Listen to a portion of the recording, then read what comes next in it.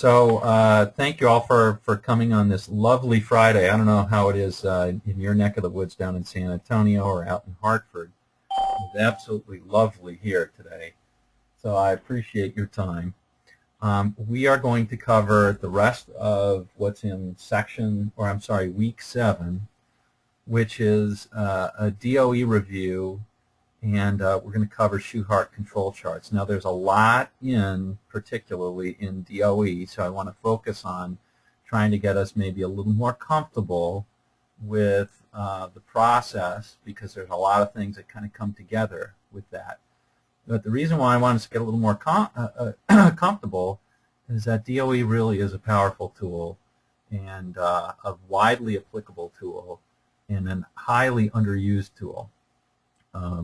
And I think I mentioned this in the last lecture, but there was a New York Times, I think it was 2 weeks ago now, or maybe 3 weeks ago, David Brooks. What I'll do is I'll forward that to you guys so you can read it over. But David Brooks, who often writes an opinion on the editorial page, wrote an article on why isn't government getting smarter. And the reason why is because they don't run experiments in a controlled fashion, as he was saying businesses do.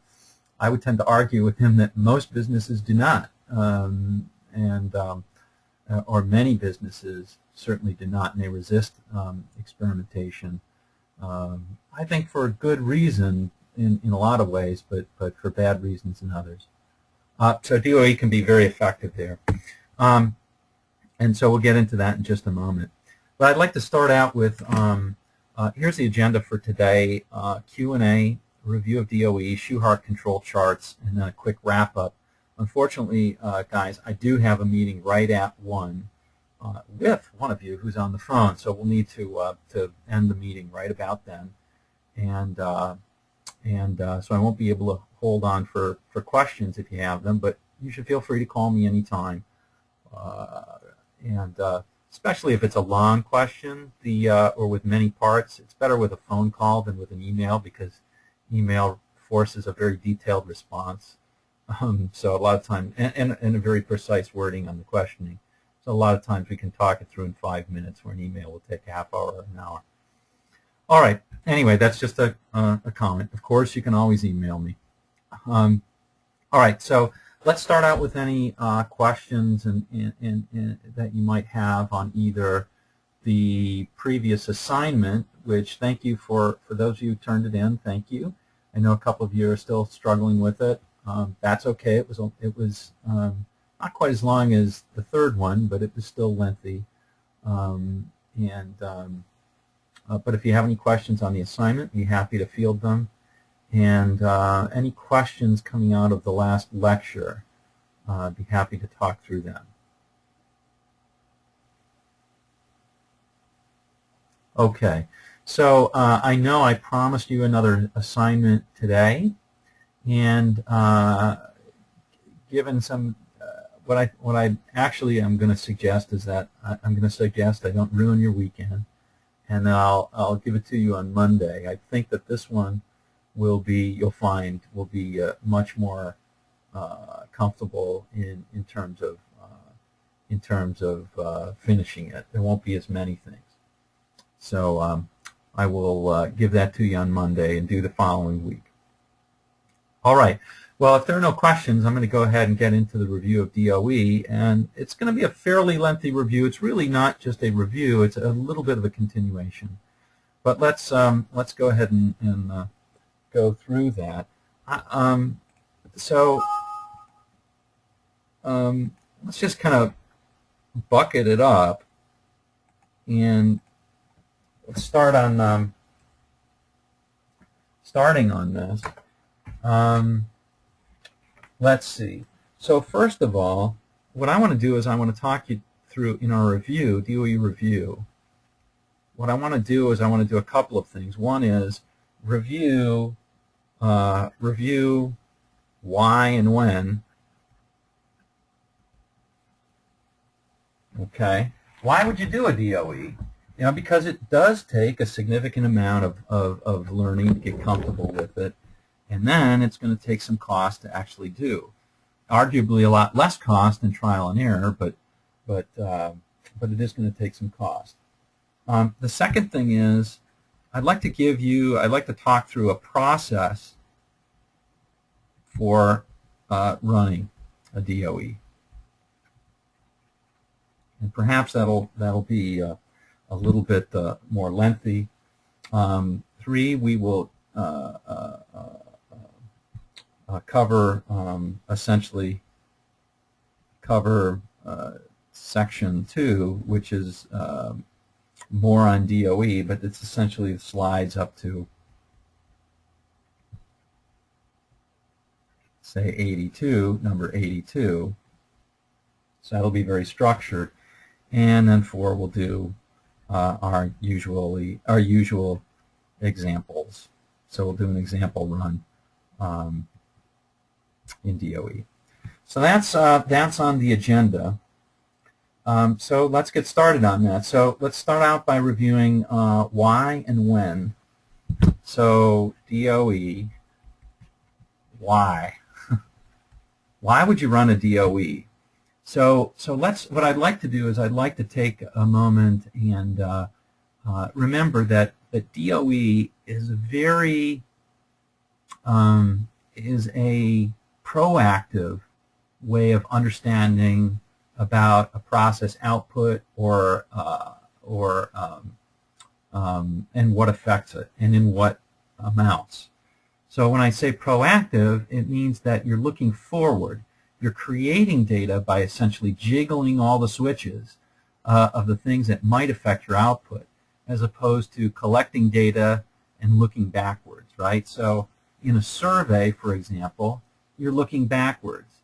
Or if you collect internet data, you're looking backwards and just saying, well, let me see if I can find factors that might explain why my particular response goes up or down. And that's what we covered a lot in regression, right? So if I want to know why the cycle time of my process takes a long time, I might collect data that already exists on cycle time and see if it varies by experience or see if it varies by time of day or day of week. Whereas in a DOE, I might hypothesize, hey, if I make this particular process change, I am going to lower my DOE, and if I make this other type of process change in a different way, I may even decrease the cycle time even more. So DOE will let you flip those switches and create the data going forward in an efficient way. So I'd like to take a moment for everybody, and I'd like you to at least list the best of your ability, maybe 2 or 3 reasons why you might want to run a DOE, or why I said you might want to run. And let's just see if you can jog your memory and see what that is. Okay, so let's take 30 seconds and do that, and then we'll kind of go around the room.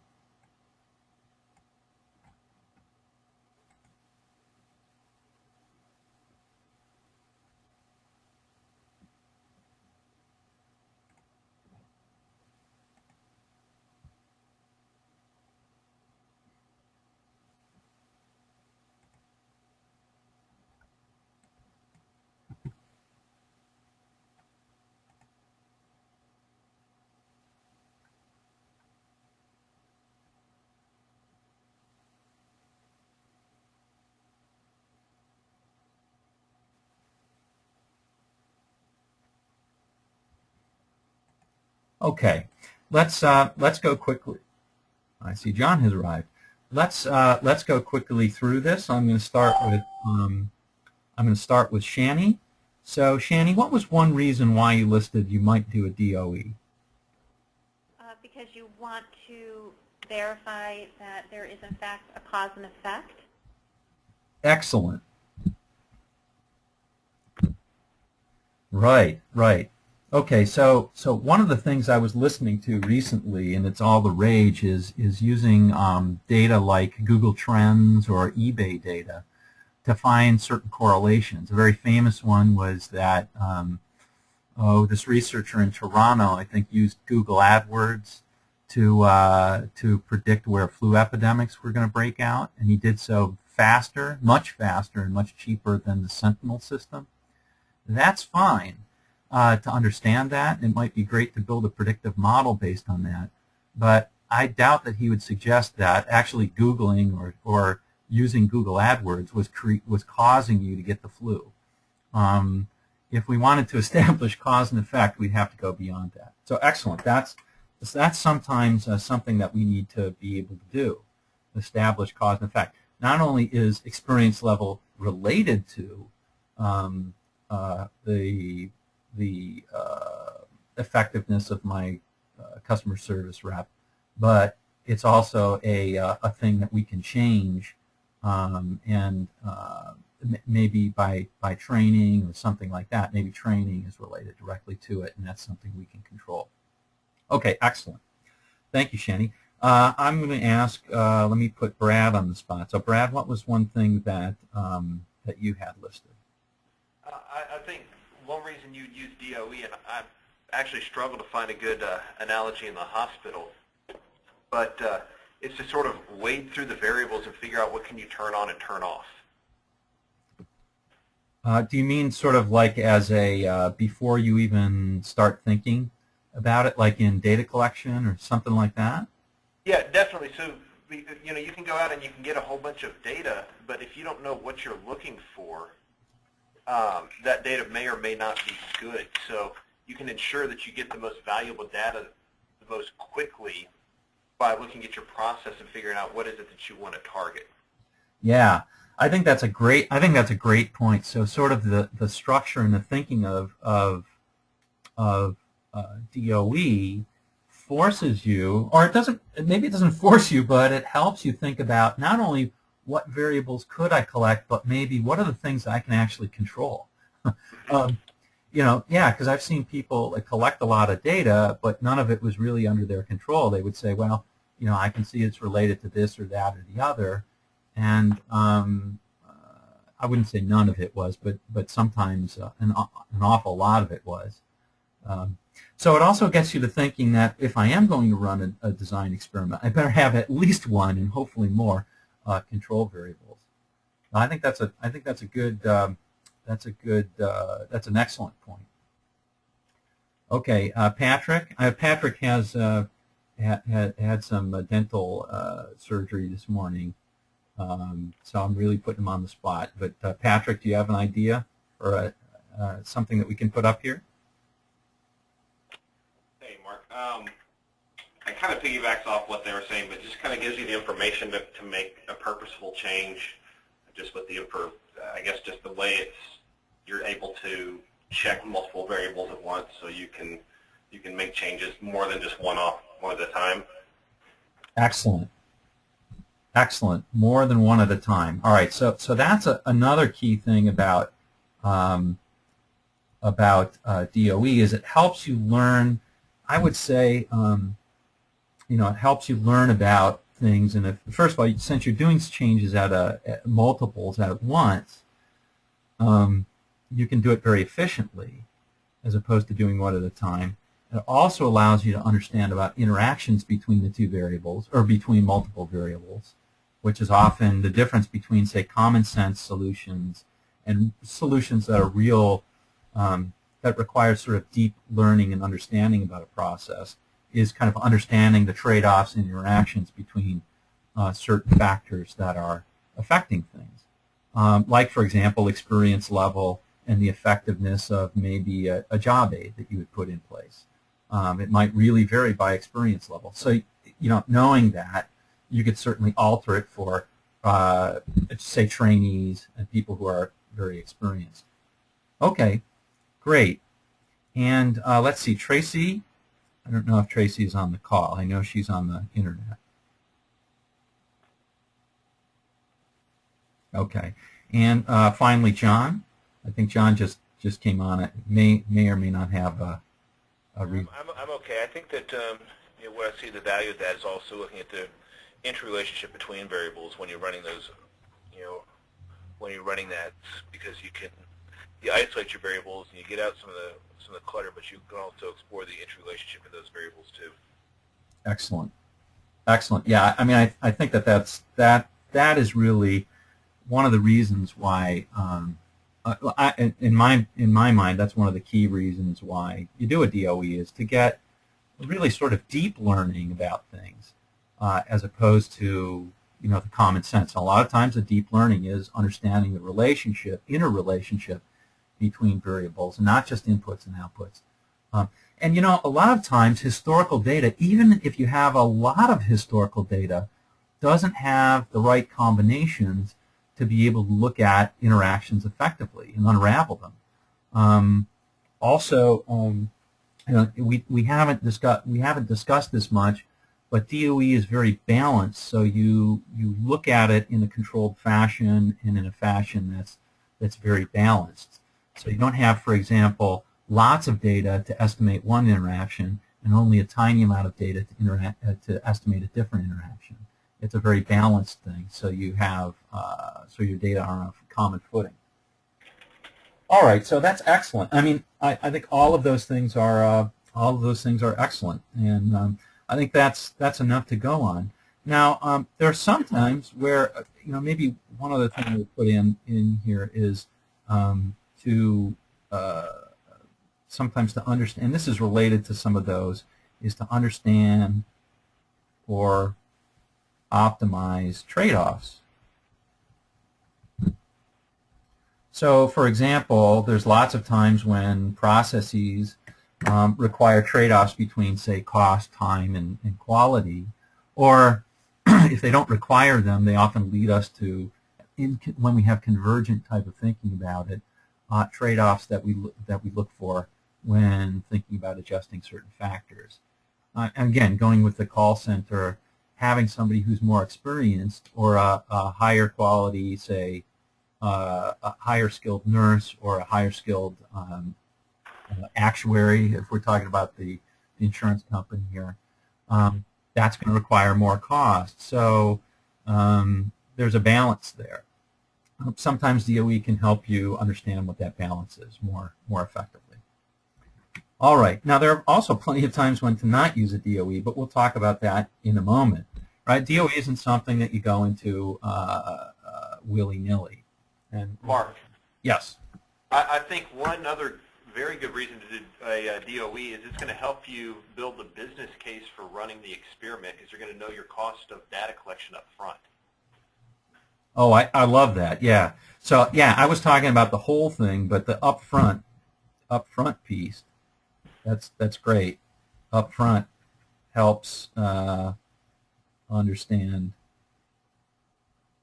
Because a lot of times you can go out and get data and then find out you need more data, and you've already, getting data is not always a cheap or easy proposition. That's right. You bet. Let's see, and they're $4. Yep, that's an excellent point. Mm-hmm. I was kind of considering the whole DOE process there, but yeah, certainly in the upfront, very helpful. All right, so I'm going to suggest a process for running a DOE. Now, in the section, there's sort of this ongoing thing about how you'd run a series of DOEs. And while that's useful, sometimes I think when we're learning about it, that's just too much. So I want to give you a process for running a DOE. And this is not the only one. This is just sort of a suggestion to start out.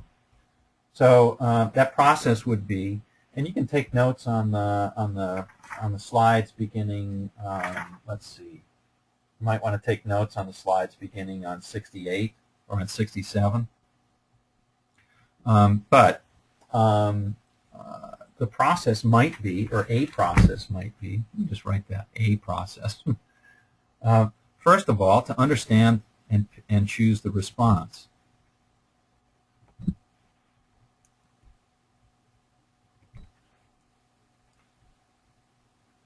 Okay? So, for example, just to give an example, the response for a call center work that I did recently, one of the key responses or things that we looked at for effectiveness of the call center was the right party connect, RPC. So the right party connect might be one of the things that we would look for. So right party connect just means I connected with, if I was trying to call Bob Jones, I connected with the right Bob Jones. Another thing that was important was the conversion rate. Conversion rate was not only did I connect with the right Bob Jones, but I got him to buy. So those might be two things I might really care about in my response.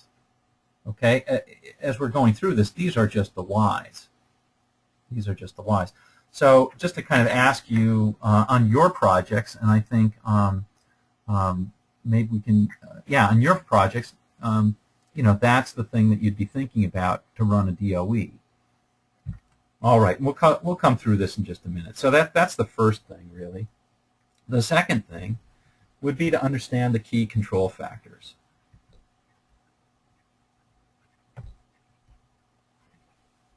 Now, if you're using the DOE framework for data collection, that's great. But if DOE is coming out of a more mature situation, like you've already pulled some data, you already have analyzed it, you've already come up with solutions, and you're talking about implementing those solutions, the key control factors would be largely parts or components of the parts or components of the solutions that you're enacting, right?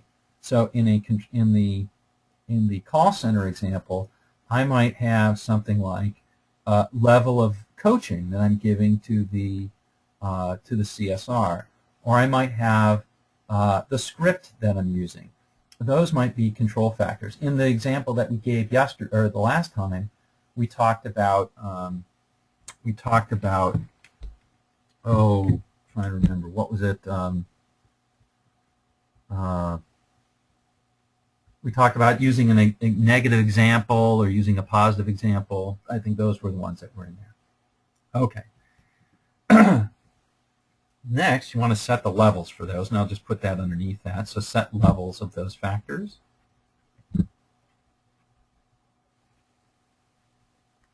And then at this point, we'll want to think about noise control. And I'll have more to discuss about that, but there's a couple of different ways that we do it. We either control it by additional, let's say, noise factors. In other words, factors that are actually similar, they'll enter into the DOE, or randomization. And for the noise factors, I'm also putting blocks in here. For those of you who have done DOE before, I'm talking about blocks as well. All right. And then we'll want to pick a design.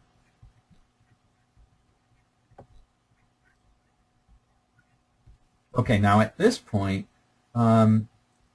remember what we've looked at thus far is we've looked at 2 to the K designs. And as you start, as you're beginning DOE, as you're looking at DOE, from the beginning sense, and even as you continue on, 2 to the K designs are very often often the right way to go. Let me just put it that way. And the 2 to the K designs that we have that we look at are typically 2 to the 3, 2 to the 4, 2 to the 4, 2 to the 5, 2 to the 6, and those are simply 8 runs, 16 runs, 32 runs, 64 runs. I could put down more here, but I want us to focus on, and I'll just give some now this is just very general rule of thumb advice.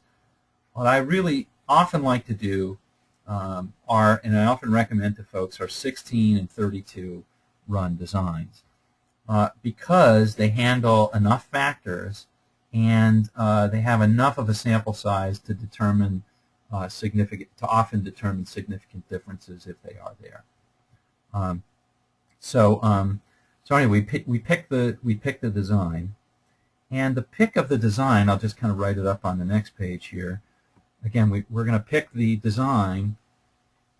Number 4, pick design. And what we're going to think about is how many factors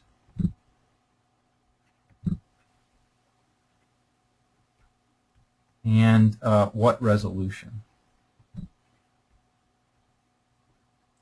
Okay, so how many factors? Let me just be straightforward here, and I think you'll see what I mean. For a 2 to the 8, or 2 to the third equals 8 run, we can handle up to 7 factors.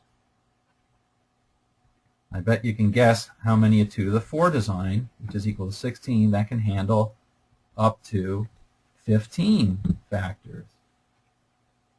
And 32 up to 31 factors. Now the question is, I guess, why would we not want to run, if we had 3 factors, or let's say 7 factors, why would we not want to run an 8-run design? And the answer comes into us because of the resolution. And the resolution is basically higher is generally better, but if you remember, Res 3, the key ones that we're going to try and remember are Res 3, Res 4, Res 5.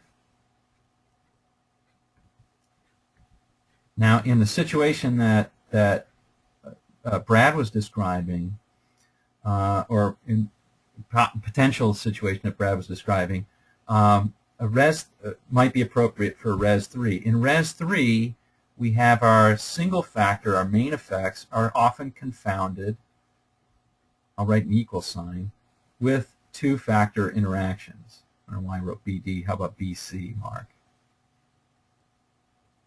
A little easier to grasp.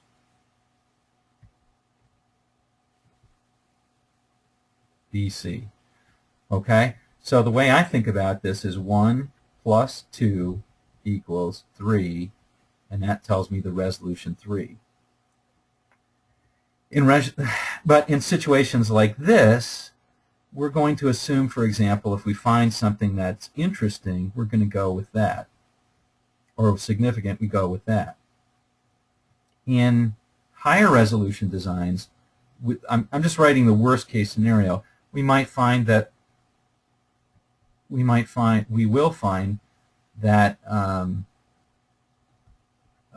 2-factor interactions are confounded with other 2-factor interactions.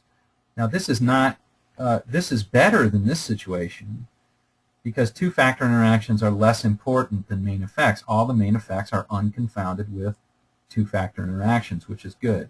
I'll show you what that means in just a moment, and then we'll simply do examples. So in other words, I think of 2 plus 2 equals 4, and that's my resolution 4. My resolution 5 would be the 2 factors are confounded with 3 factors interactions. I think of this as 2 plus 3 is equal to 5, and so on. There are higher resolution designs, but generally speaking, what I recommend is for, unless you're doing a screening experiment where you're just interested in all the main effects and trying to screen out all the stuff, run a Res 4 or Res 5 design. So these are the things that you're going to look for. If you're running at something that's higher than that, higher than Res 4, than Res 5, like a Res 6 or 7 or 8, chances are that you're probably wasting a lot of money if unless you really know that all those factors really make sense. What comes to mind is when I worked at Corning Incorporated in the 90s and in the early 2000s, I often worked with engineers, and we would run experiments in the business, and the engineers would come up with 30, or certainly 20 or 30 different factors that they would guarantee to me were all significant. And when we'd run the experiment, and we'd run some screening experiments first, I'd often find that many of them were not significant. And in fact, often only 5 or 6 were significant. That helps a lot because that way I can run a smaller set of numbers and get there. All right, so there will be more discussion on that in a bit, but just for now, I guess that the rule of thumb would be I like to try and do 16 or 32, and generally that leads me to Res 4 or Res 5 designs, as you'll see in some of the examples. Okay, once we've picked the design, not quite done, then we've got to actually run the experiment. This is something that people forget about. And, you know, I can give you lots of advice on this. What I would say is, if possible, observe. Be there and observe it. Because operators will do things like ignore randomization. That's probably the main thing. They'll mess up and they won't tell you about it. So that's okay. You want to know about things if they're in your DOE. And that's the getting the data. And then you want to analyze. And then you want to optimize response. That's use the Y equation. Use Y equals whatever equation.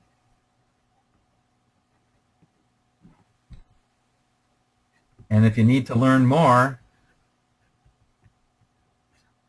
you go back to 1. But you're not really back at 1. You're really at a place that's farther than where you were in the beginning, because now you've learned something about it. Your follow-up experiment, for example, won't have the same factors. Maybe you'll have a full factorial on a small set of the factors, or maybe you'll consider other factors that you hadn't taken into account the first experiment. And anyway, it continues to provide you with more and more learning on this. So anyway, so that's just a general process, and I'd like to go through an example of that. But before I do, let's open up the, if you haven't yet, let's go to slide 67. And we'll just kind of walk through. You'll find in here, you know, some of the basic things that we talked about as you're going through this process. What are some of the things to think about? To think about it, when you're doing a design of experiment, when you're actually running the experiment, as opposed to, say, collecting data that Brad was talking about, love the framework for DOE and collecting data. I love it. But here we're talking about doing the whole 9 yards. If we're doing the whole 9 yards, we shouldn't just start out by brainstorming. Certainly not in a Six Sigma project. We shouldn't just start out brainstorming if we're going to run a DOE. We should, when we run a DOE, we should already know a lot about things. So, for example, you know, DOE should not come before you do process mapping, before you do a fishbone diagram, before you look at any passive data, if you have it. So if you have some passive data, go ahead and look at it. That's fine. You know, if you already have some data on experience level and the productivity of your customer service reps or your nursing staff or your underwriting staff, by all means, go ahead and look at that. And that may be enough to get some real improvements out of your process. Great. If you're using it to test your improvements, that's a great use of DOE. But it shouldn't come from nowhere. It shouldn't come from just, hey, let's do a DOE one day and make it happen. One of the reasons why it shouldn't is because the downside of DOE is that many of the factor settings and combinations will not optimize a process during the experiment. So, you know, you'll need to get some production time, and you may not get absolutely stellar results during the experiment. Now, there's a paradigm out there called champion challenger, or EVOP, under some people, if you're an old hardcore continuous improvement person, evolutionary operations, that allows you to look at making smaller changes over incremental changes over a long period of time, and that's specifically designed to institute in a controlled fashion into operations. We don't cover EVOP in this course or champion challenger, but if you want to know more, please don't hesitate to ask. I have lots of interest and some good stuff on it. So, but generally speaking, if you're going to run, say, a 7-factor DOE, 16 runs, those 16 runs aren't going to be the best output that you get. You often, after the DOE is over, you go back and you can say, looking at these 16 runs, I can understand how to optimize my process going into the future. Okay, and again, it's a series of tools. We can think of it as, one way of thinking about it is a series of tools to determine this y equals f of x equation. And here's one with 3. Do this. I don't know when I close that down. Oh, there we go.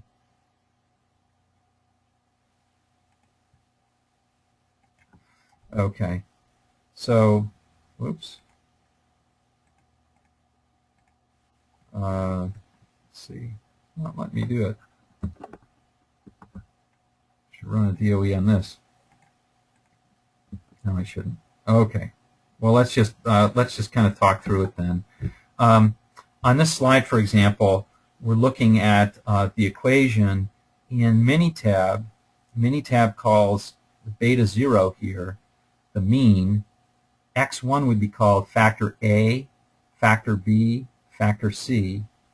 X1, X2 would be called factor AB, AC, BC, and ABC, right?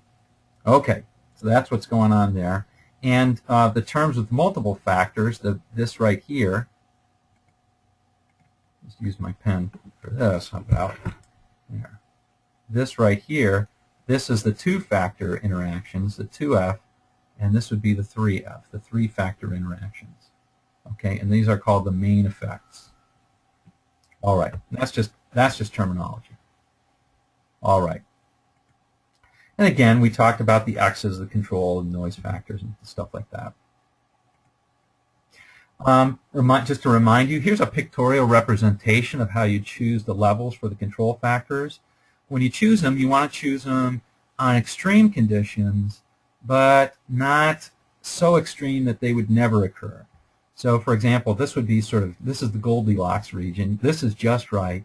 This would be too cold, maybe, too close, and this is too far, but this one is just right. Okay.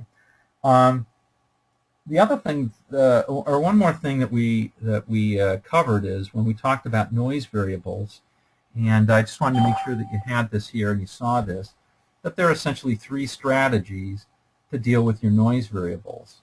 And those are to keep it constant, to consider nuisance factors in the experiment, or to consider randomization. And I often think that the best ways that we can do it in real operations are the latter 2. And think about keeping constant. Let me give you an example. So if I were doing a DOE for that call center again, and one of the things I determined was, well, you know, what's getting in the way here is that I have different experience levels of my CSRs. Well, one of the ways I could deal with that would be to say, well, let me run my experiment just for the best CSRs. And I run that experiment.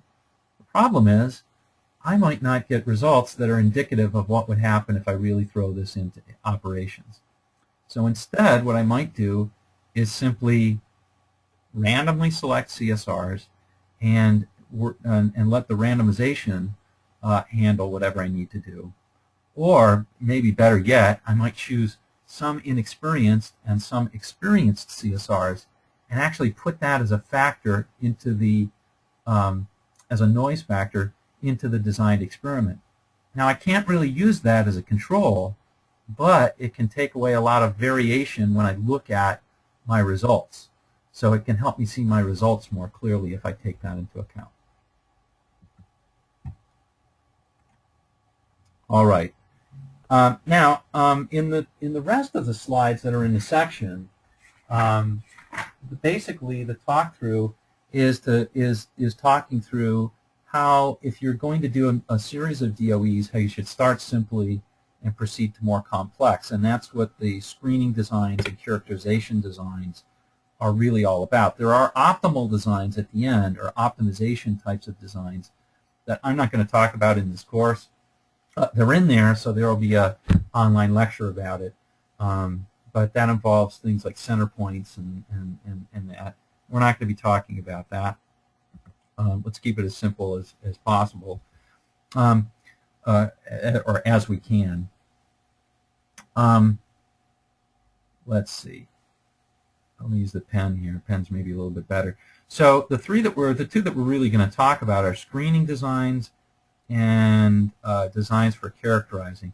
In screening designs, you really don't know a lot, don't know much. You really don't know much. And so what you're really looking for is main effects. You may have 15 main effects, and you just want to see which of these you're going to keep. So you might run a screening design for that. And so for that, Res 3 designs are great because they're very efficient at saying here, at finding what are the main effects that are the keys. Okay, designs for characterizing are where you want to do maybe Res 4 or Res 5s. Because here you have enough to really build a decent model and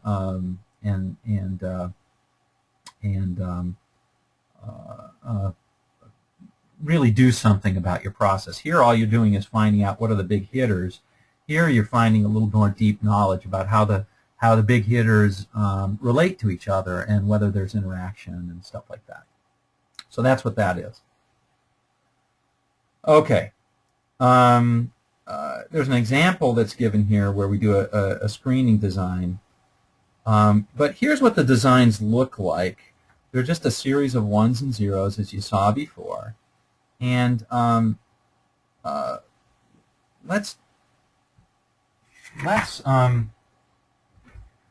what I wanted to do was I wanted to show you a couple of things in Minitab. And but to do that, one of the things I want to do is draw something out first. So let me just draw something in using my pad here.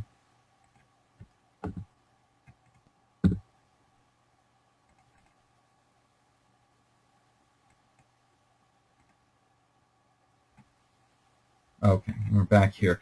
So suppose we have factors A, B, and C. And we wanted to do a full factorial. 2 to the third equals 8.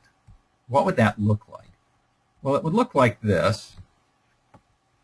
And if Minitab did it, we would find that it would look very similarly. Plus 1. Here are the 8 runs. 1, 2, 3, 4, 5, 6, 7. Oops, forgot 7 and 8. Plus 1. Whoops. Minus 1. Plus 1. Explicitly write out the pluses. Minus 1, plus 1, minus 1, plus 1, minus 1. Okay? And then these would be put up accordingly.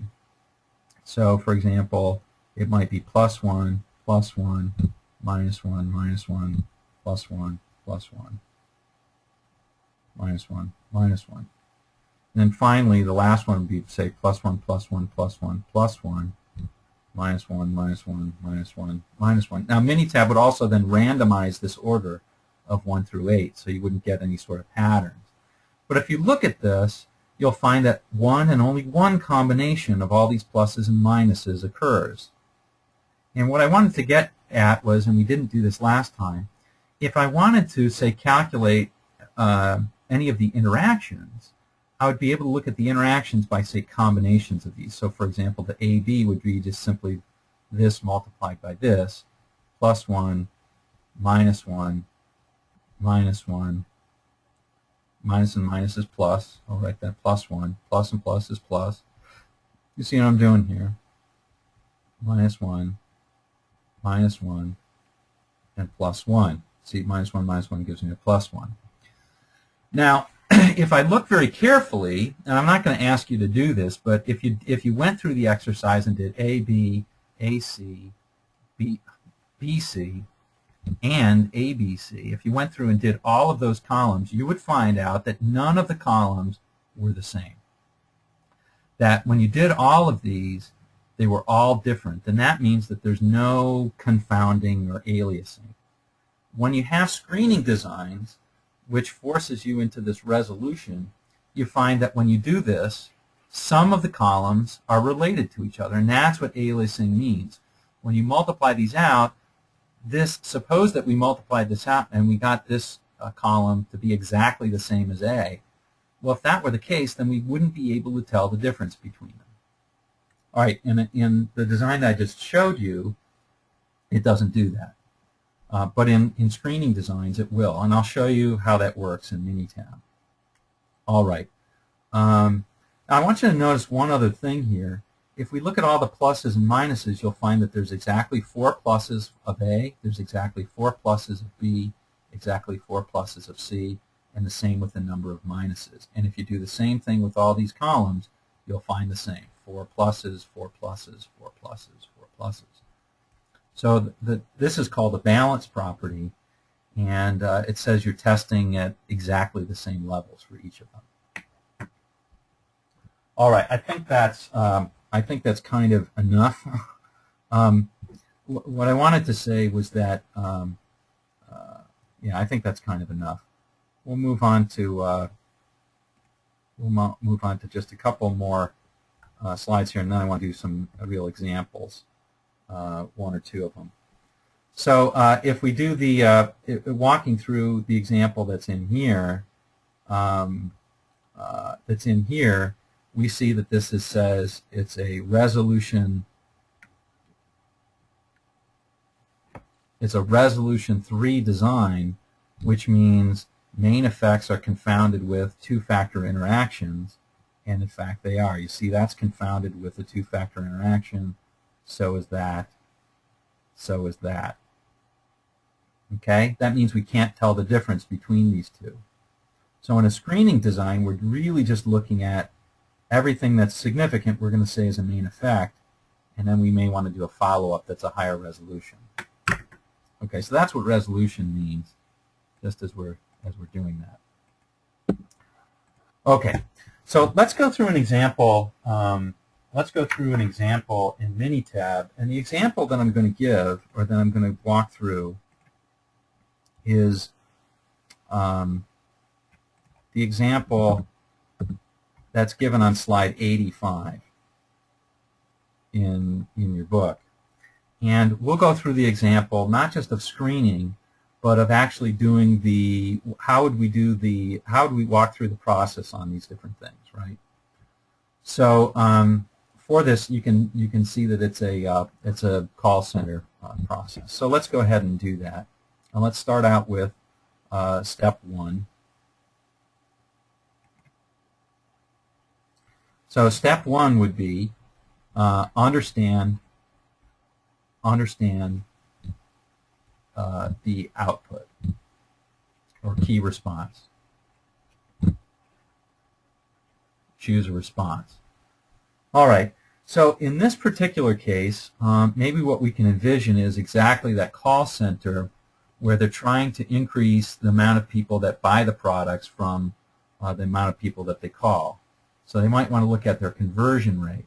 So we might want to look at the conversion rate. That is the number of people that we call, or the percentage of people that we call who actually say yes to our offer of making our buying offer. Okay? And we'll note that this is a numerical result. To do this, what I'd like you to do is to take your project and to envision what might be the output on your project, and let's see if we can kind of go through and see if you can envision 1 or 2 things that are there. So let's start out with that. And so, for example, Brad and John and Tracy, you might want to use the discharge. Patrick, you can use either of the projects that you were talking about. Probably the DRG one makes some sense. And for Shani, maybe you'd want to think about the NPS project, but think maybe a little bit proactively here. You might think, well, for some of the factors that are in your regression model, say maybe materials, what would be, right, because clarity of materials is one of the things that's coming out. You might want to think, if I ran a design experiment among solutions for, improving quality of materials, what would be my key objective function that I would look there? What would be my key one? In any event, that's the first thing that we're doing right here, would be that. The second thing then would be to understand the key control factors.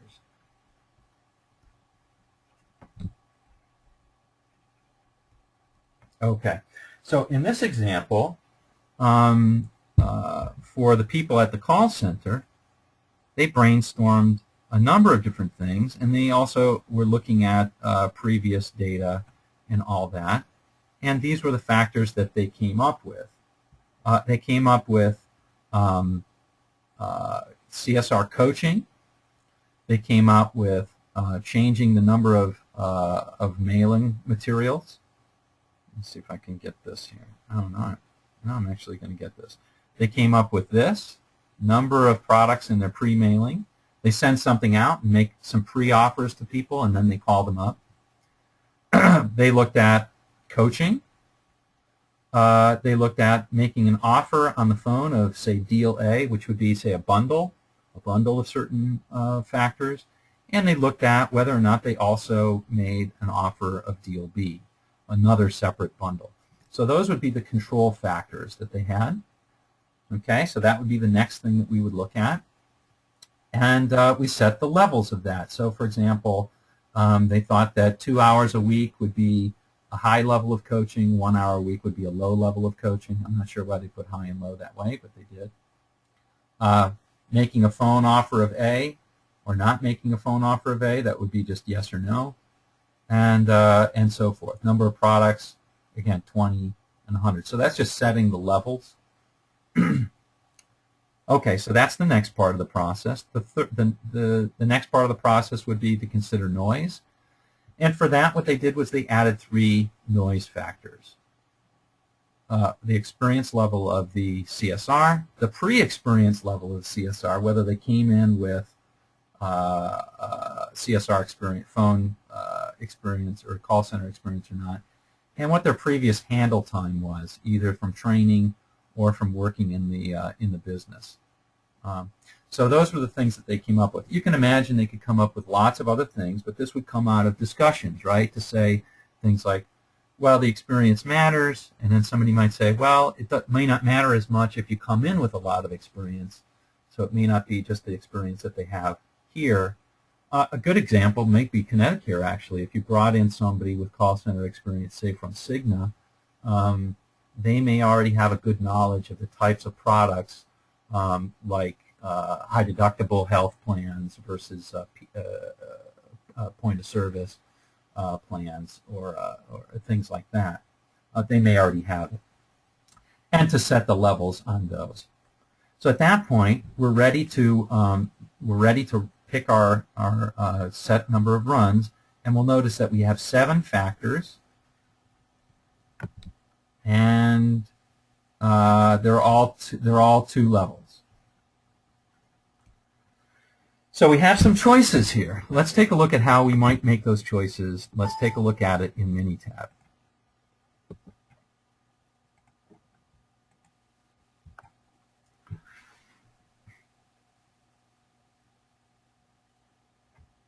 Okay, so just very, very briefly, to take a look at those in Minitab, and this is one of the nice things about Minitab, we can simply go to Create Factorial Design, and we should note that with 7 factors, we have to choose at least 8 runs, right? At least 8 runs. We can't choose 4 because we won't be able to analyze all the factors. So we'll have to go at least 8 runs. Okay, so let's take a look and see what which ones we could choose. We have 7 factors. Let me display the available designs.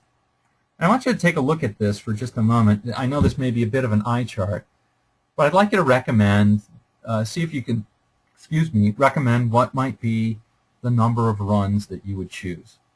8, 16, 32, 64, 128. I guess that's going to be the max. So let's just think about that for a moment. Write down your answer, what you think might make sense, and maybe why.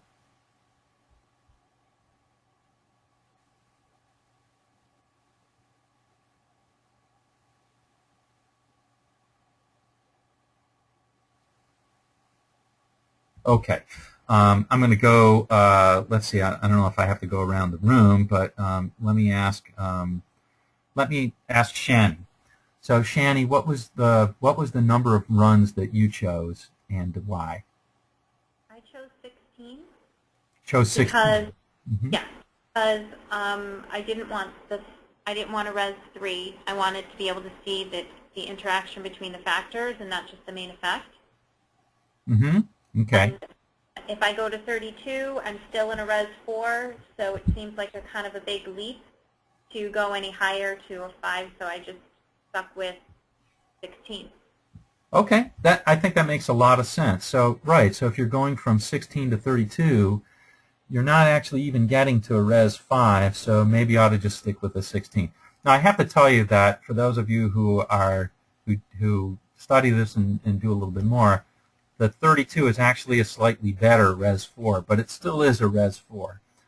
So I think Shani's reasoning is very good there. So 16 is certainly a reasonable choice. Did anybody choose anything else?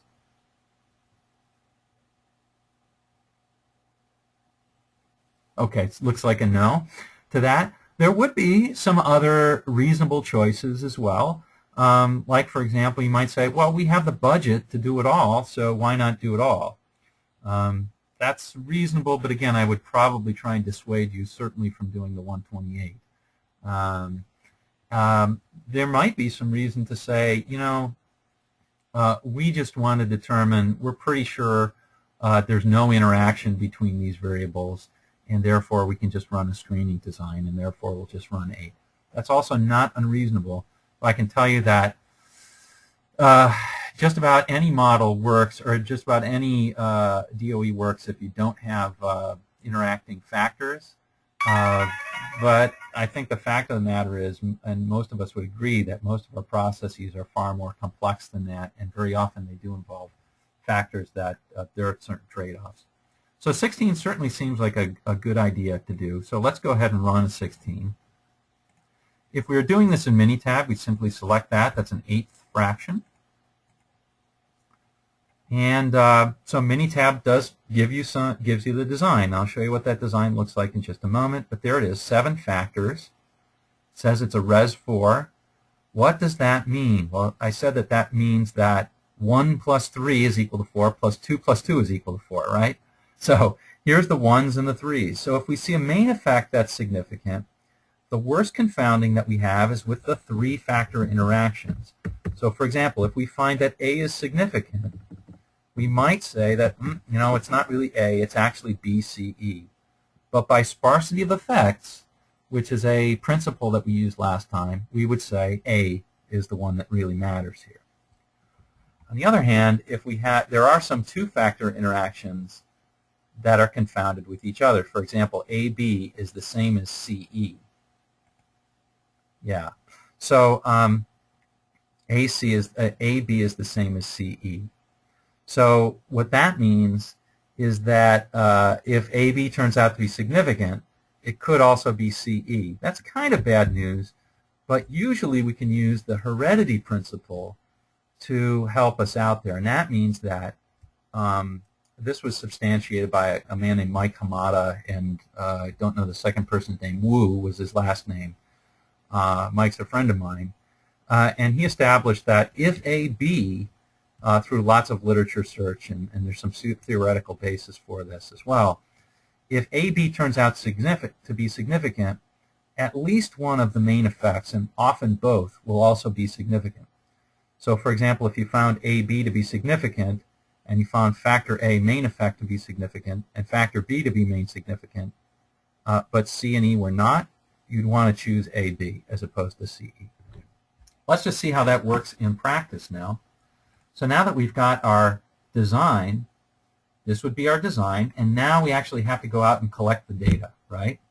Okay, so I'm going to pretend that I'm going to go out and collect the data, and I'm going to fill in the design that Minitab filled in for me earlier by going into the example worksheet. So this example happens to be given in DOE data, which you have on the call center foldover. Not worrying about what a foldover is for the moment. and we'll copy that in. So it's just as if Minitab generated this for us. But not that. My goodness, what the heck was that? This for us. Okay? Suppose Minitab generated this for us, which was just a copy of this. Now it's our job to actually go out and collect this data by running the experiment. So we're going to go ahead and do that. And when we did it, this is the response that we got. So here we're looking at, in this case, I guess, conversion rate. Boy, this is a massive conversion rate. Pretty good. And now we have to do the analysis, or we're going to go through the analysis. So let's start by doing DOE factorial, analyze factorial design. And remember, Minitab's going to ask you this. If it wasn't created in Minitab, do you want to help? Do you want to do this? Yes, please. Enter in your factors. Remember, if you just click, it says you have to specify low and high. If you want to actually specify the real parameters, you can do that. And that would be, whoops, that would be this, the 20 and 100 and 6 and this and the 350 and 350. We're not going to do that. We're going to leave it as plus ones and minus ones. Click OK. And click OK. So now it's time to analyze this. And I have to select the response. Whoops. And yeah, so I think you like the Pareto. Most people like the Pareto. I'm going to show you the half normal, or the normal, in just a moment. I'll show them both to you so you can see. I actually prefer the normal one. Here's the Pareto, and it says that E, AE, and A are all significant. Now we're going to go through and do a little bit more analysis on this, but here's how this guy looks. These flag the things that are significant over here, and the way I think about this is that if you're looking at the effects, these are the things which look normal in the normal distribution, right? This is a probability plot, and these are the things that look abnormal. They're way out there, and so you could think of them as being, you know, X sigma responses or whatever. So anyway, I happen to like that picture. Another picture that people often used in the past and is still there, although it doesn't say anything about significance, is stat DOE factorial plots. And I'm going to put one in there. Let's take a look at these, and we're going to look at all the main effects plots. These are called main effects plots. And this tells you that from going from -1 to +1, here's how much leverage it has on the output. And you can see by a glance that A and E are big hitters. Doesn't tell you about the interactions, and I'll show you that in just a moment. If you want to look at the interactions, you have to specify them separately.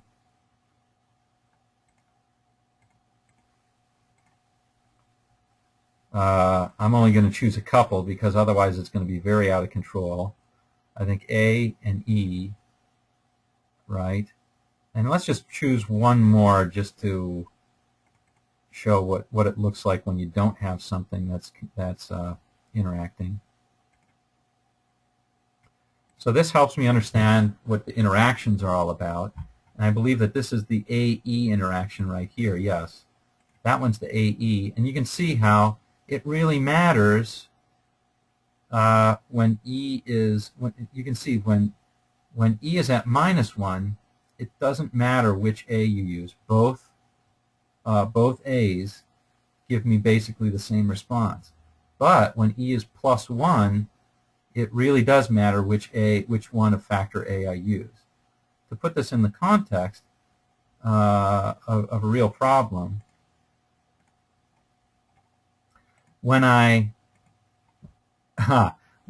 this is very interesting. So when I don't do a lot of training, it really matters which number of products I put in my pre-mailing. But when I have a well-coached CSR, it doesn't matter that much. So maybe if I add a little bit more coaching, I can handle a larger number of products in the pre-mailing, and that might help me sell more stuff. Okay, so that's the idea there.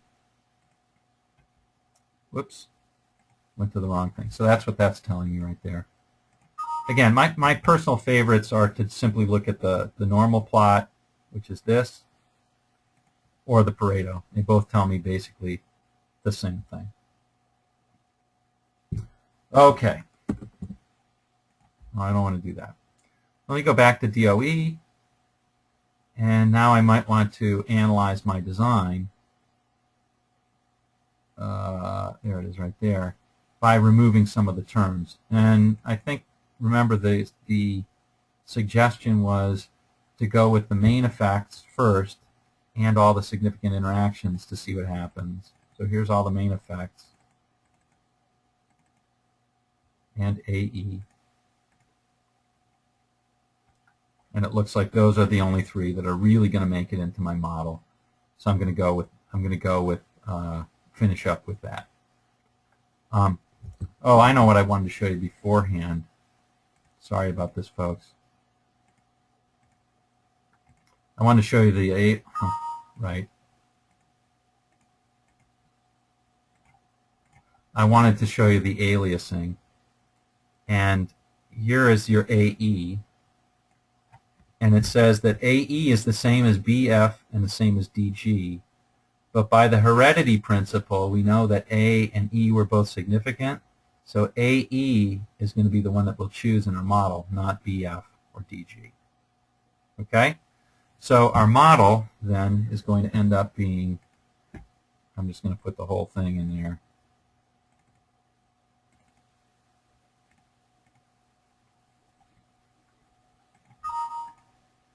The model that we have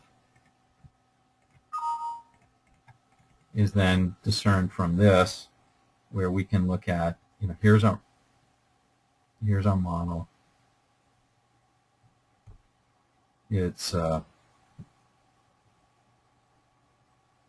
y is equal to a constant 62.55 plus, minus 5.88 times A minus 12.5 times E minus 6.74 times A times E. Okay? And we could use this to help optimize our process then by picking the right values of A and E that will help maximize. In this case, maximum is better. That will help maximize that.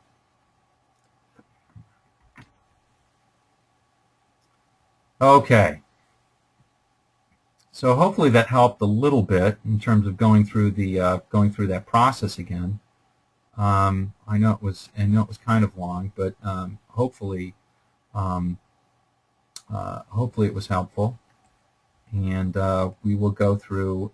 We'll move on, I think, at this point into the next section. So just to kind of walk through again, what we did was in that example was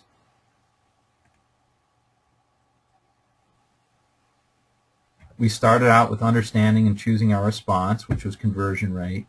We set the control factors, right? The number of products, the level of training that the person got, etc. And we set the levels on those factors. Then we decided about what noise control we wanted to have. Noise factors such as experience level of the CSR were considered and put in. And then we picked a design. In this case, we picked a 16, ran the design. Here's part of our picking. We picked a Res 4, ran the experiment, then we analyzed it. In the end, we optimized it. And I just kind of hand-waved through my experiment, my optimization. But in this case, we could have set AE and AE and the AE interaction to be at their optimal levels, and moved on. We could either follow that up with another experiment if there were different factors, or we could have stopped there. But notice that we can no longer talk about in this example sending the number of products without talking about coaching. So if we want to send more products or less products, we need to think about how we're going to adjust our coaching, because that's going to have a pretty great effect on it. Both of those are acting in concert to produce the optimal response. That's real learning. That's real adjustment and getting real bang for your buck that not everybody's going to know. Most people will think of them separately. That's what common sense usually tells you. Okay, so I'm not going to. I'm not going to.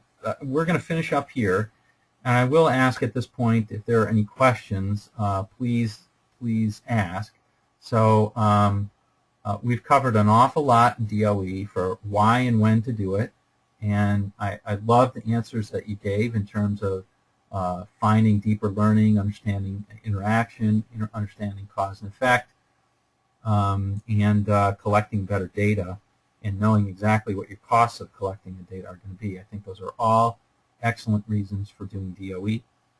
And remember, if you want to do a DOE, I'd recommend, yeah, go ahead and try it out, but make sure you call somebody who's done it before, not just done it theoretically, but actually done it in the workplace, and to have that person help through, at least talk through what are some salient points and what's some of the trade-offs that you want to look at. All right, so I'll open it at this point. I'll say, what questions do you have, and then I'll be ready to move on. .org. Okay. All right. So no more about DOE. You'll have a number of questions in your homework. For green belts, it's just conceptual stuff. For black belts, it's actually doing some calculations using DOE.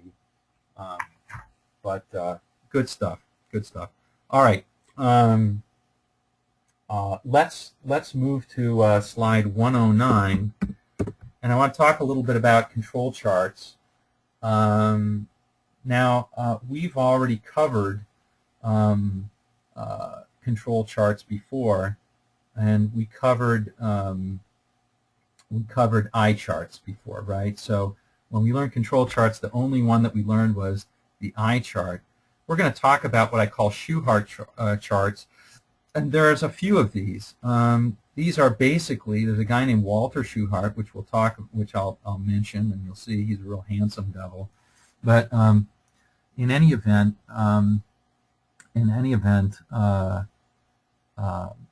he invented the control chart in the 20s at Bell Labs, and he invented a specific type of chart, one specific type of chart, but many charts work the same way, and those are called Shewhart charts. So the charts that we'll look at are the eye chart. I'm not going to spend a lot of time on that because we already did. And we'll cover the P chart and the NP and the C chart, and its semi-equivalent, the U chart. So the NP goes with the P, the U goes with the C. Those are the ones that we're going to cover, and these are called attribute charts.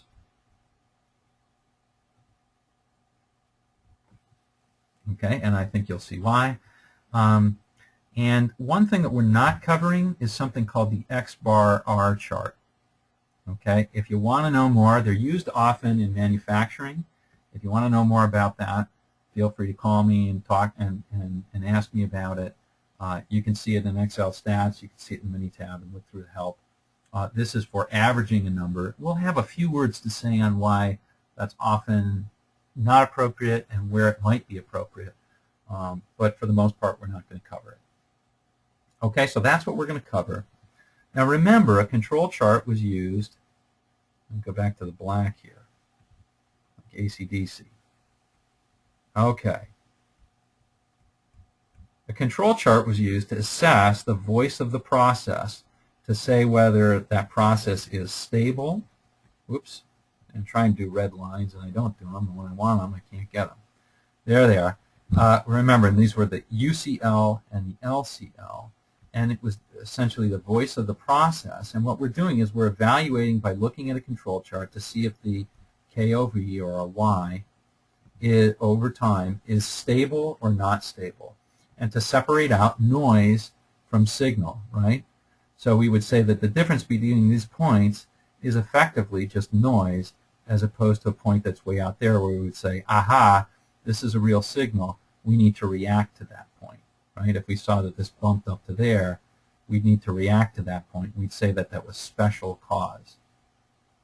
Trying to give the background on this.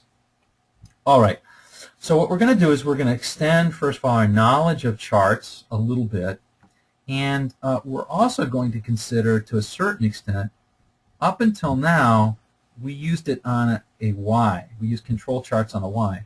But what happens when we get additional learning and we know more about it? We can start to use them on leading indicators, and we can start to understand when a control chart for an X goes out, that's going to tell us maybe before the Y has to go out that maybe we ought to do something and fix it. Okay? And that's where some of these other charts are going to be valuable. P chart and C chart particularly. Okay, so let's dive in and talk a little bit more about it now.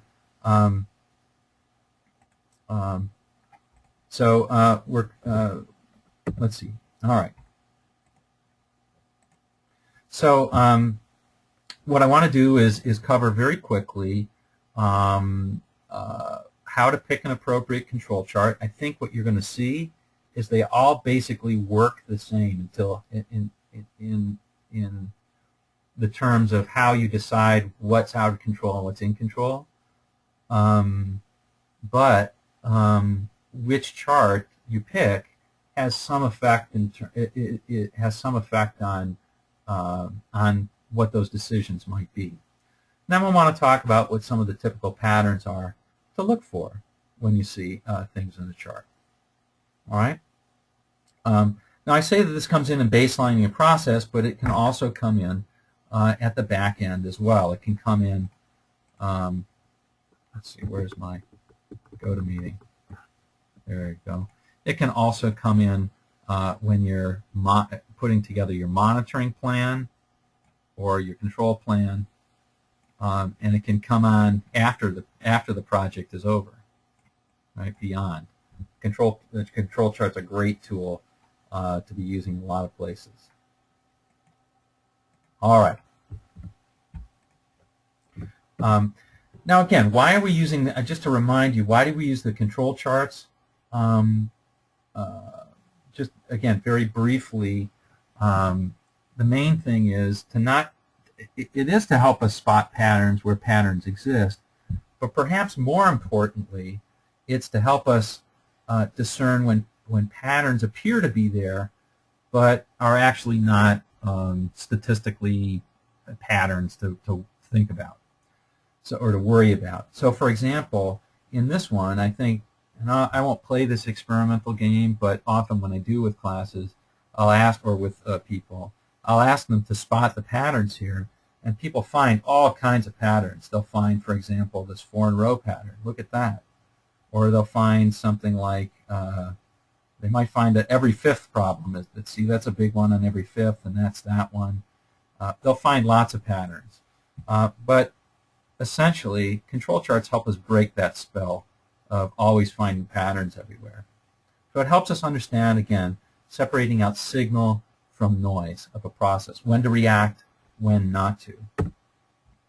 Now the theory behind this was invented by a guy named Walter Shewhart, and he was looking at frequency of repairs of telephone lines in 1924. So there were a lot of breakdowns on various parts of the line, and he wanted to help understand when there was a real breakdown of breakdowns, a real deluge of them, versus just sort of ordinary days. One way to think about it is that, and by the way, the whole 3 standard deviations limit does come from Walter Shewhart, and his reasoning was as follows.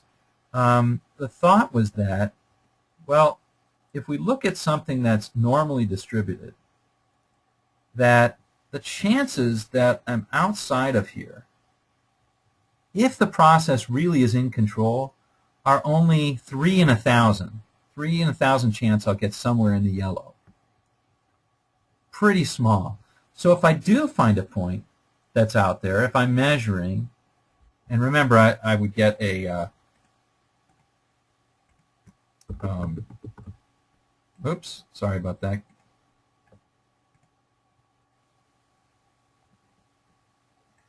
Remember, I would get a point that's in the control situation would be like say out of here. If I get a point that's out there, I'm going to say, you know what, that's so different. It's worth my time to check into. Versus if I get a point that's here, or if I get a point that's here, it's not really different enough for me to warrant wasting capacity or using up capacity to see whether something is really different or not. That's the theory of the control chart. Okay. Now, why did he set it to be there? Well, just to give you an idea, the thinking is very different than it is in design experiments or in building models for regression or in saying whether two groups are different or not. Remember when we did that, we used a p-value typically of either 5% or 10%, right? Let's go with the 5% p-value. Remember in the null hypothesis, we're rejecting if we have 5% or less. For a control chart, we aren't rejecting essentially until unless we have a, it's not quite this. My friends who are statisticians are rolling their eyes when I say this, but we're not rejecting unless we have, quote, a p-value less than 3 chances in 1,000. Why? Why do we want to be so stingy with respect to that? Well, Shewhart, and I think he had it right, reasoned thusly. If we're going to say we are going to really make a real adjustment to our process in a major way, to our operations process, that we ought to really know to a very high degree that this is absolutely right before we do it.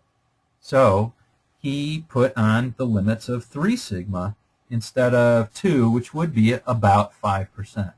So that's the difference between 2 sigma and 3 sigma in that. So if you have a process that is actually operating in normal fashion, there should be a very strong evidence to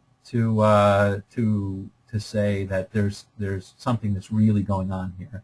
And it should be more than if we're working on a project and we already know there's a problem.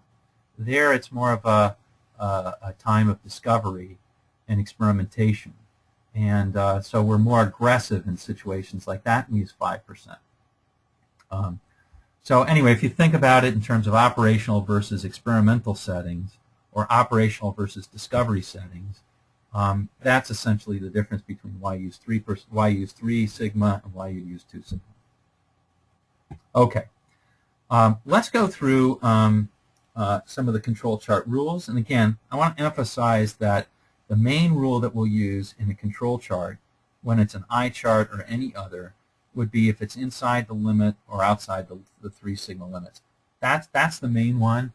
And as you're training people to use control charts, get them to use that one first. If it's inside the lines, more or less business as usual. Start them out with that.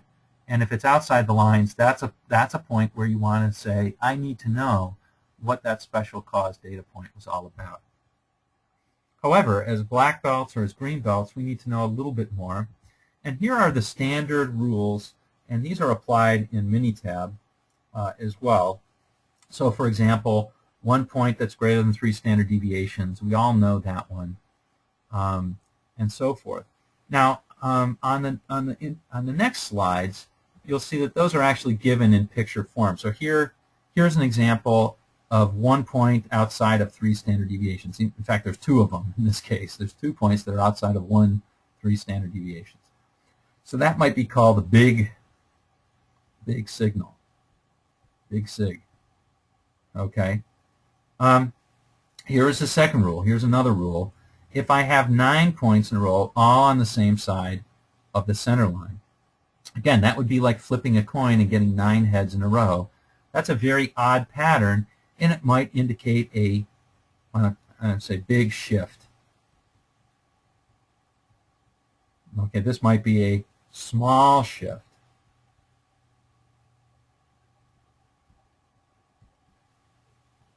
Okay.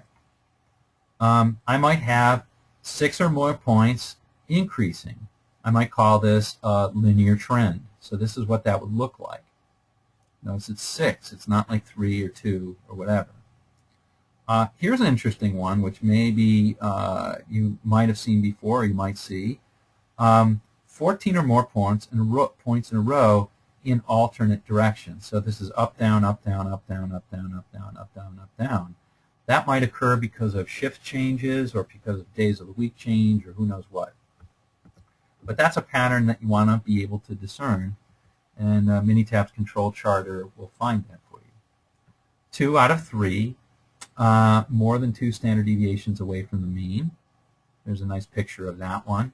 So this is maybe a moderate shift. You know, the idea, of course, in some ways I don't like how these are drawn, but the idea, of course, is that we catch it right there. It's not like we would look here and then say, oh, look at what happened. In reality, we want to catch it right there so we can do something about it. Okay. All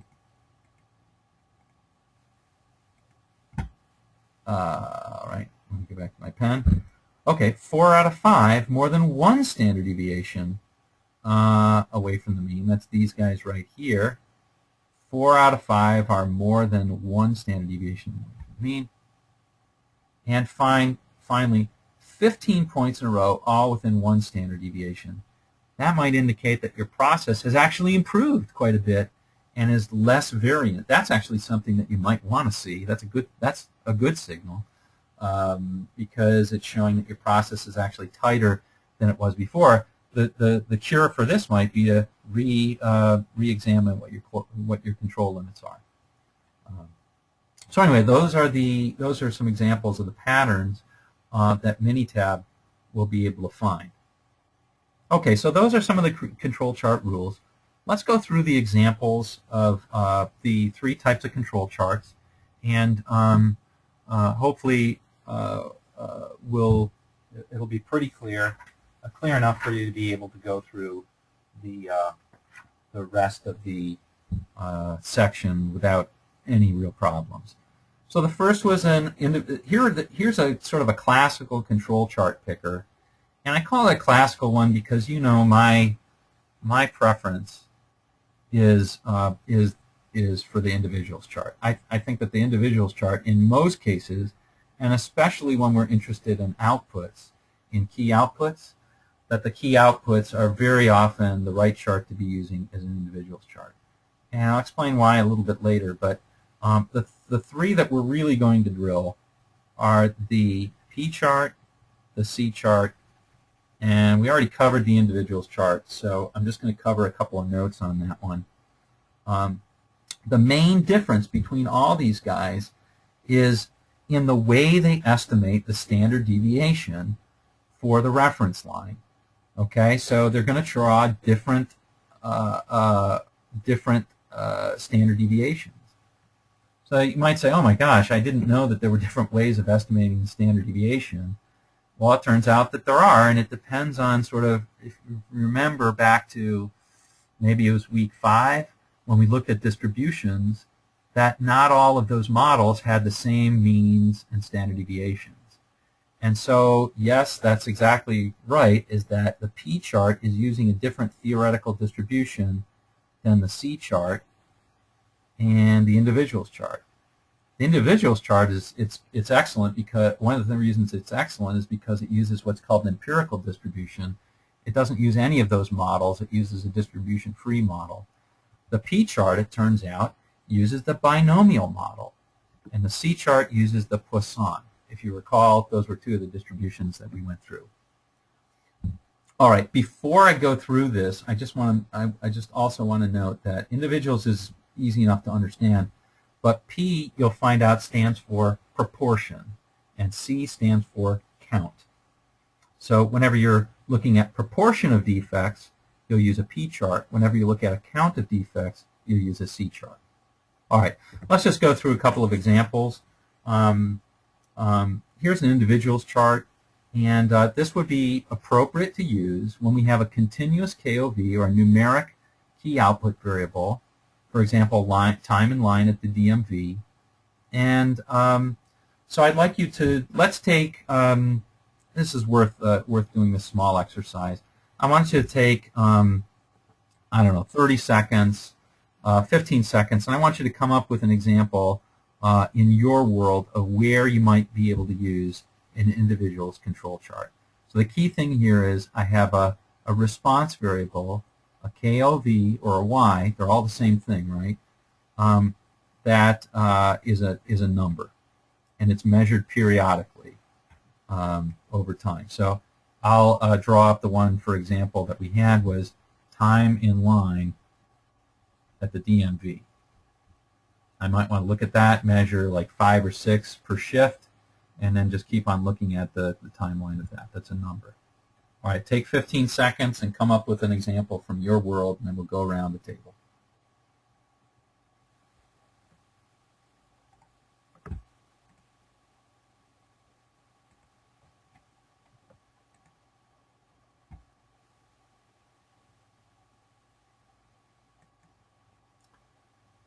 Okay, let me start with Brad. What was the example that you have of where you might want to use an individual's control chart, where it might be appropriate? I think it'd be very appropriate to use it in our discharge process to look at the time between when the discharge order is written versus when the patient actually walks out of the hospital. Because we have a target goal, but it'd also be nice to see what the process is doing and how stable it is. Yeah, lovely. Okay, perfect. That's a perfect example. I love it that you're talking about your own project, right? Excellent. In fact, you should be looking at that. Great. John? Yeah, I think that when we're going into control charts, what I'm obviously looking for is, there's going to be a lot of data points on discharge planning time, and so I want to make sure I'm throwing out my, my outliers, because those are just going to be special cause situations, and I might not want to focus on those. I want to focus on my meat and potatoes of those discharge times, so that there's going to be a lot of data disparity in there, and getting that cleaned up and cleaned out so that we can focus in on creating marginal improvement, and ignoring some of the special cause stuff. So get to focus on the common cause variation. Got it. Love it. Okay, so essentially your example is the same. And I just want to point this out that sometimes you may want to sample instead of using all the data for this. And the reason is because sometimes when you have you know what, I'll do an example in Minitab, but when you have even an in-control process, if you sample enough, all you'll see are the out-of-control points. For example, we know that on average, we would find about 3 out of 1,000 points would be outside anyway, even if the process were in control. So suppose you had 5,000 or 6,000 samples every day. Well, you're going to see a tremendous number of special cause data points. And if you look at that over, say, 30 days, all you would see is red on your graph. So you may want to, sample accordingly, sample 100 a day, or maybe even less than that. Okay, good examples. Shani? Wait time for customers for when the call center rep picks up the call. So how long are they waiting? Oh, before excellent. the call center rep picks up? Yeah, so it's ASA or SA, I guess. Right. Okay, got it. I was always thinking of, it's average speed of answer is something that everybody has. Okay, yeah. Okay, that works. And Patrick? Yeah, one of the things we looked at early on that I think would have been great for my project is the time from when the patient arrived to the hospital until getting the surgery. So was it a day, was it half a day, over time? Got it. So the time between arrival and surgery. Correct. Okay, got it. And again, you might want to look at it for a specific DRG or who knows what, right? Or a specific type of surgery, I mean. Okay, excellent. All great examples. All great examples. Now we've been through examples in Minitab before on this, so I'm not going to go through the example that's in the book. I think in the end I'll ask you how to do this, but I'd rather cover the P and C because we've already covered the eye chart. Now what I've got up on my screen is actually calculating the eye chart limits. I don't happen to think that that's all that important for all these things about sort of how to do it, because most packages that are worth anything already do this. But if you ever need to look it up, like if you want to take an ASQ test, the ASQ test for black belts typically will have stuff like this on it, because statisticians and, quite frankly, a lot of black belts and master black belts like to test you on this sort of thing, because it's, you get an answer, yes or no, or did you get it right. But the key thing I want you to note is that it's that what it looks like, and what you might ask, why this 2.66 and all that stuff, but in any event, what I want you to see is that the LCL is the mean, is the mean minus some factor, which is actually the estimate for 3 sigma, and the mean in the upper is the mean plus a factor that is an estimate of 3 sigma. Okay, so it really is, you know, this sort of picture that we're drawing here. And MR, I'll show you what that is, just so that you can see what it is on this. The moving range is actually the difference between successive points. So, for example, these are the actual points that I collected. The moving range is the difference between 12 and 10, and the difference between 8 and 12, and the difference between 7 and 8, and the difference between 11 and 4. You see, 11 and 7. You see this column here for the moving range is always the difference of the previous 2 points. Okay? I shouldn't say it's always the difference. It's the absolute value of the difference. All right. And MR bar is just the average of those differences.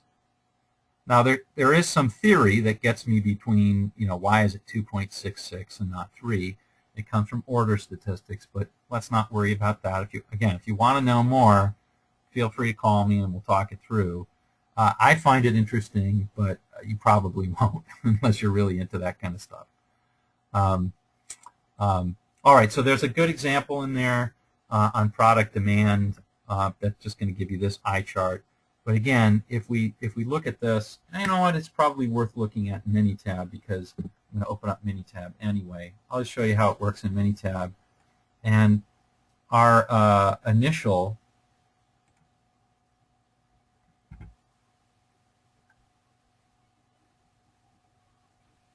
there it is, product demand. Now, of course, you can do this in Excel stats, but we're going to do it in Minitab.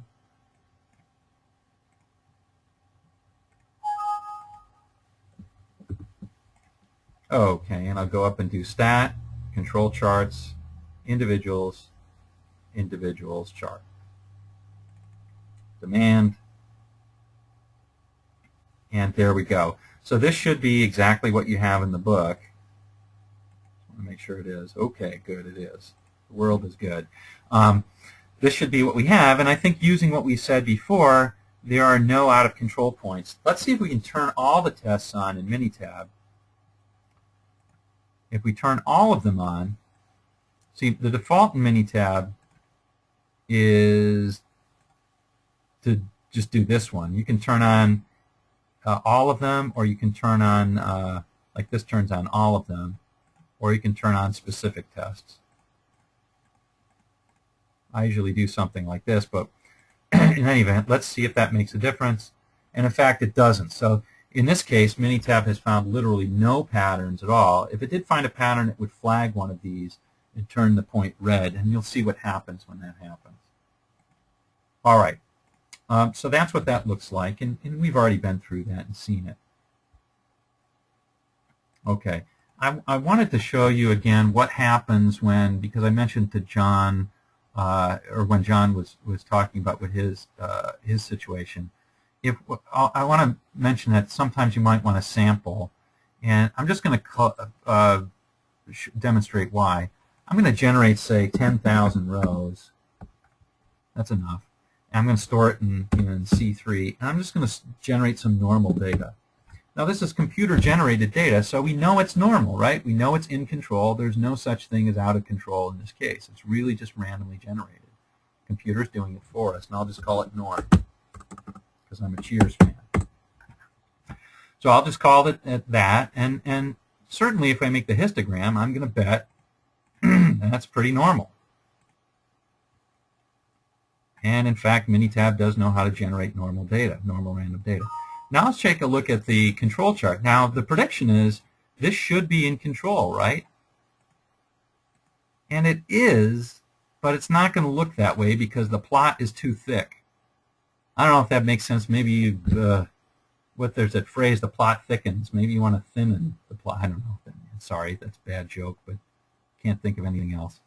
See what I mean? It's showing that there's all these out of control points, but that's not really a very useful way of looking at it. So you might want to sample these before you do it by, I don't know, taking every 100th or something like that. Maybe taking it such that you get about, say, 300 or so points, or maybe 1,000 or less points on there. Then you can start seeing what's going on. Let's sample every 1 in 30. I think it's here. Yeah. Sample from columns. I'm just going to sample, I don't know, let's sample 300 from that column. Now, of course, you wouldn't want to do it this way because you'd want to make sure that you had the right dates. But this is basically what you want to make sure you keep the same time order is what I'm saying. But this is the subsample, and you can see the difference in the plot. It's going to really make a difference here.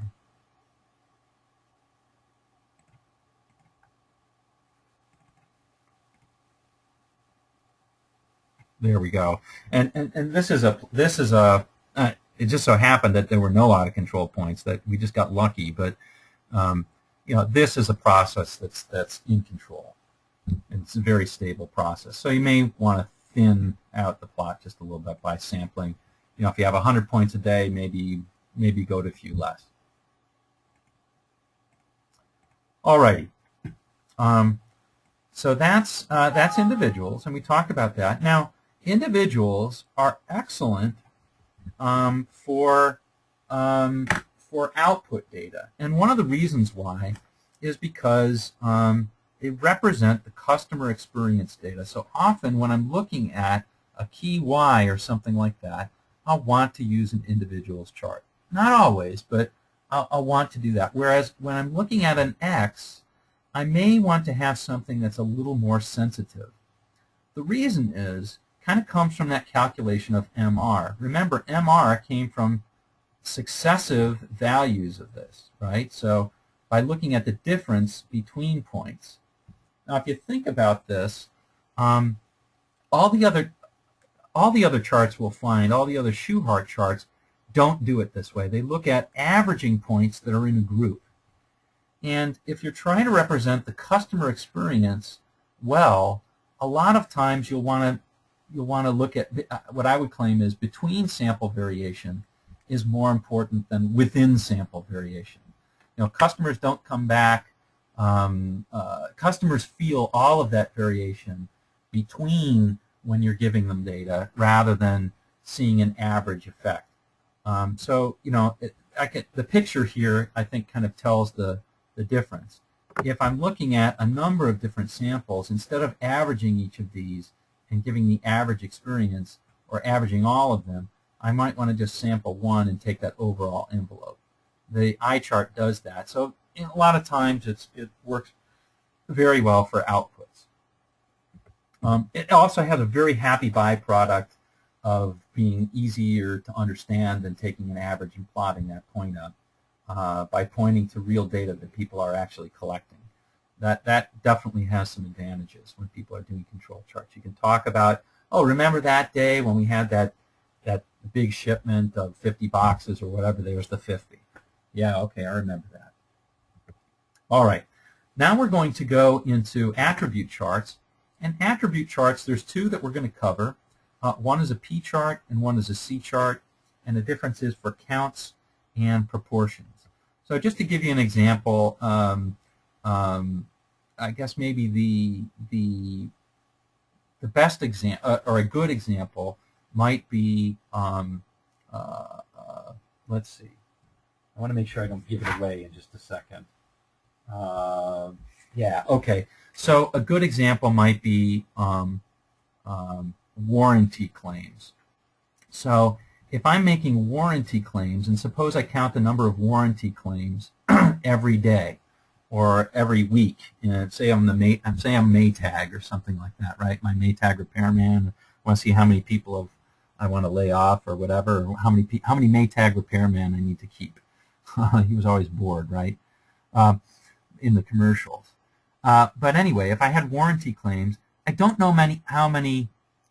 Chances are I don't know how many non-claims I had in that day, right? I guess I could figure it out, but I'm really just interested in the total number of claims. Likewise, if I have customer complaints, I have so many complaints. How many non-complaints did I get today? Well, that's a difficult one to kind of ascertain. Safety incidences. Those are things that very often fall into the realm of the C chart. Okay? If I have instead things like I look at 100 cans of orange juice and I want to count how many of those are leaky out of 100, that would lead me to a P chart, a proportion or a percentage. So if you think percentage or proportion, think P chart. If you think of counts, think C chart. Okay? So that's basically it. They all work the same, and I think that you'll be able to get the rest of the stuff. Now, there's a few other things in here like defects or defectives. What would lead me to a C chart? What would lead me to a P chart? This is how I learned it in terms of these defects and defectives. You can go through that, and I'm happy to, if this doesn't make sense, I'm happy to talk it through with you. But I think just if you use that rule that we just talked about if you don't know how many non-complaints there are, you don't know how to count the non-instances, use a C chart. If you don't have, if you do know the base, so you can calculate a percentage, use a P chart. Okay? So so that's about it. Let's go through instead. Now there are a number of examples that are given here in the P chart section and the C chart. There's also examples of why or how to calculate the limits. I'm sure that's lovely for you. You'd like to go through all that stuff. You can do so if you want. Again, the key thing to think about, this happens to be for a P chart. There it is right there. The mean minus 3 sigma, the mean plus 3 sigma. So it's see that plus 3, minus 3. That's how the limits are set.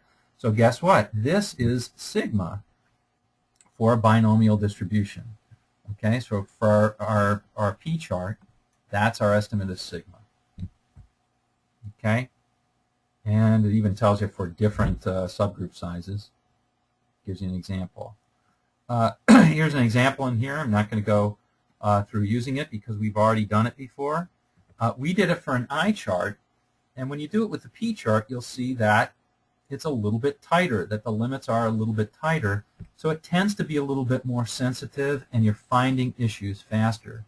So that's one of the other reasons why I said for an output, oops, I hit the wrong button. Sorry about that, guys. For an output, all right, now I'm getting angry. There we go. For an output, an I chart is often best, but for inputs, often we want something that's more sensitive. If we're looking at leaky cans of orange juice, we have, you know, this many that leak, or this many that leak. We definitely want to catch those. If we're looking at things where we know less about, say, which machines we adjust to fix those leaks, we want to be able to understand to a larger extent, again, like John said, to a larger extent, what systematic problems do we have, not just how many one-offs do we have. Okay. And then C charts, again, used for count data. An example here is how many, if we looked at the number of liability suits in the quarter, how many non-liability suits we had, we don't really know. Good for a C chart. I should mention in passing that a U chart is very similar to a C chart, but it tends to be for if you want to normalize things across different measurements. So suppose you're measuring, people don't make these anymore, but it's the best example I can think of offhand because I worked at Toshiba for a while. I was a consultant there. They were making television tubes, and they counted the scratches on the television tube. Perfect example for a C chart, right? So I'm counting scratches. I have no way of counting non-scratches. But what happens if I want to put on the same chart scratches of 15-inch TVs, I'm sorry, 19-inch TVs and 32-inch TV screens? I can't do it because a 32-inch TV screen, the opportunity is greater for scratches. So what I might do is I might want to find a way to combine those by maybe dividing by the area, and that you'd put onto a U chart. That's what that's for. Okay, again, key thing I want you to remember is there's our plus 3 sigma. There's the 3. There's our plus 3 sigma. There's our minus. I've been getting that wrong all day today. Upper and yes. I got a question. You're talking about the TVs. Yes. Would it be better practice to convert it to one standard, or since your data is naturally stratified, would you want to keep it that way and have 2 charts? That's a great question. I would say, generally speaking, I wouldn't. In fact, I didn't. I kept 2 charts. Okay. So, but having said that, I mean, if you're moving up and there's some, like, say you're doing dashboards, there may be some reason to combine and aggregate the charts. Yeah, that makes sense. Yeah. In that sense, you want to make sure you're comparing apples to apples. Yeah. Those sorts of ideas come when you're doing problem solving and control. You know, depending on how static the situation is, you might want to have the 2 charts. Yeah, that makes sense. Okay. So there's also a warranty claims example in here, and feel free to go through it. What I'd like to do is, since we're coming up on the end of the hour, I'd like to kind of challenge you guys with a couple of examples, and then show you how they would work in Minitab and see what we would have. So so let me go ahead and see if I can do that. So the first one I want to do is, let's suppose that we had a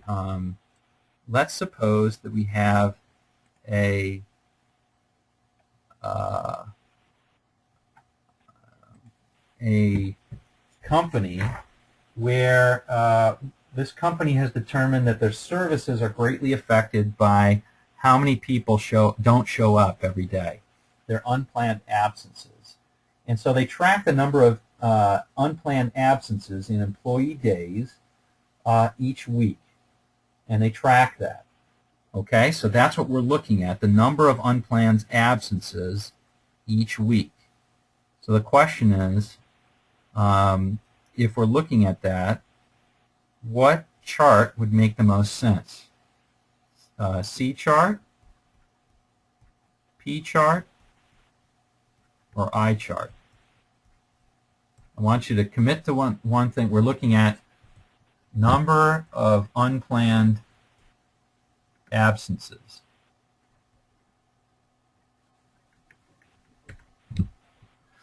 C chart, P chart, or I chart. So take 15 seconds and make a decision.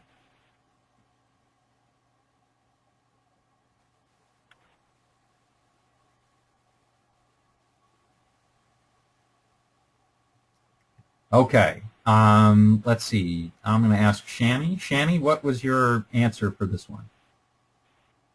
C chart. A C chart. Why did you choose that?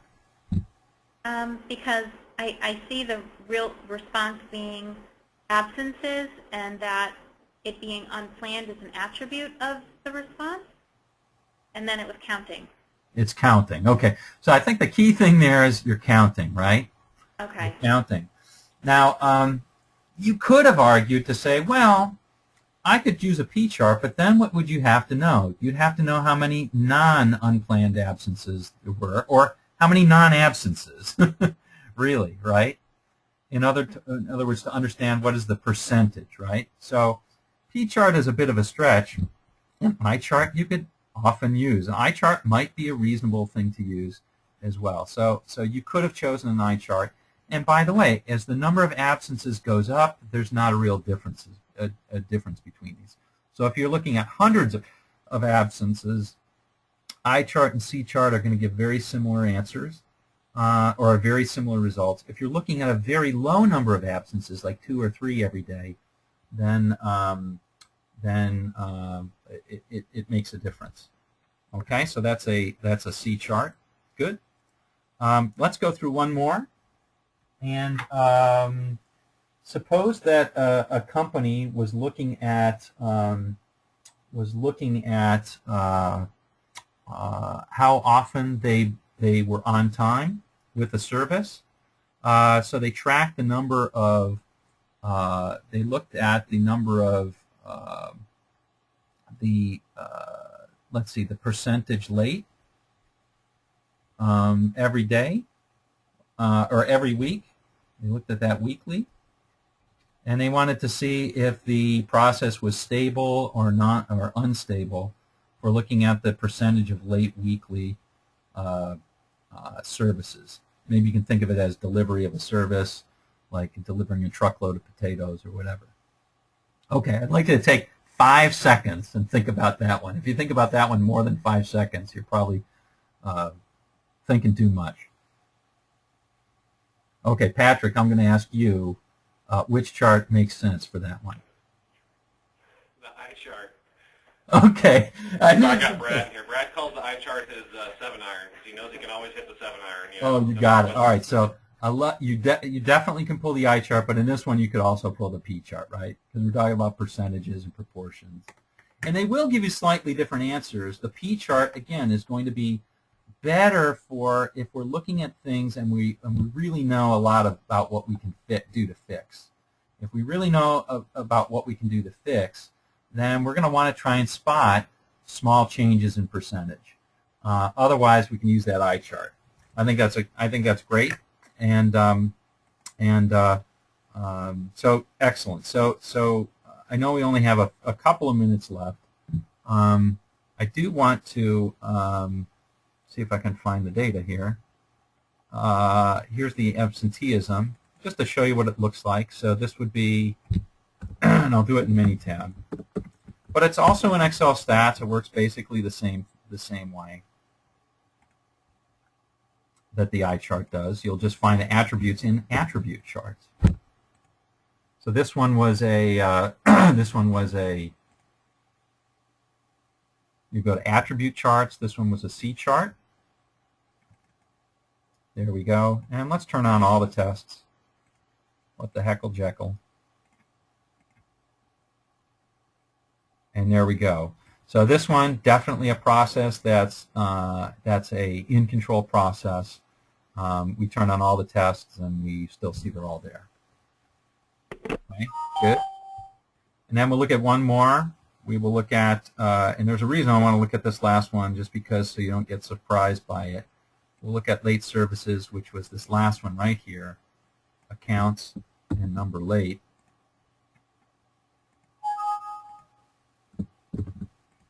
And when you go to stat, control charts, attribute charts, let's do a P chart. It doesn't help. We have to do, in this case, we have to do an NP, or we have to calculate the percentage. If we calculated the percentage, we could put it in there, and that's fine. Actually, maybe I'm wrong about that. I've used these guys so often. Oh no, we can do it. We can, since we have the column of the subgroup sizes, we can do that. So number late and the subgroup sizes is accounts.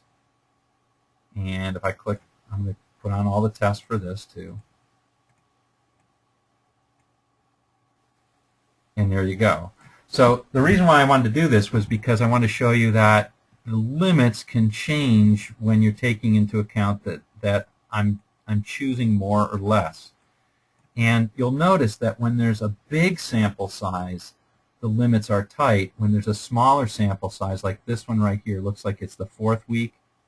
That's one of the smaller sample sizes, 273, and that has wider limits than the others. Okay, because sample size, I think we now know through the central limit theorem that when you have a larger sample, your variation gets smaller, right? So 3 sigma is looking smaller when you sample more. So that's what a p-chart looks like. If you looked at the eye chart, it's going to be a little bit wider is all. So, but that's okay too. I think, let me see if I can, there it is. God.